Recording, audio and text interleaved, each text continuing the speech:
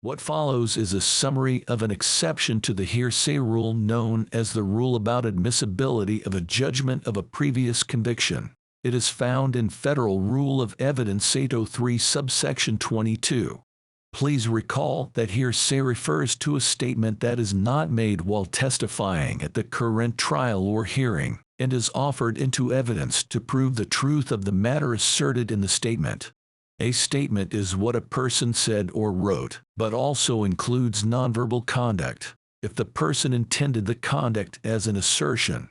The general rule regarding hearsay is found in Federal Rule of Evidence 802 and states that hearsay statements are not admissible in court unless otherwise permitted by rule or statute.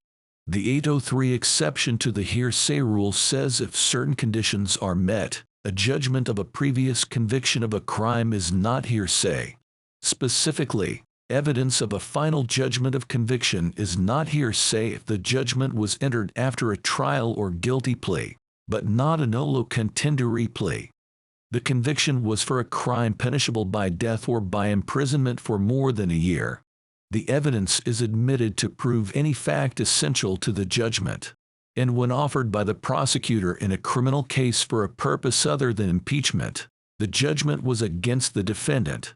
The pendency of an appeal may be shown but does not affect admissibility. The requirements of 803.22 should be strictly met for admission of a plea or judgment. For example, a crime punishable by imprisonment for less than a year will exclude the plea or judgment. If the evidence is not admissible under 803.22, it will not be admissible under 803.8 because 803.22 is more specific to this type of evidence. It will almost certainly not be made admissible by 803.7 either. At least one court has ruled that 803.22 is specific to judgments only.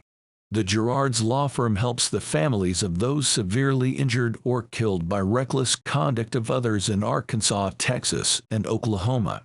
Call 214-346-9529 for a free consultation.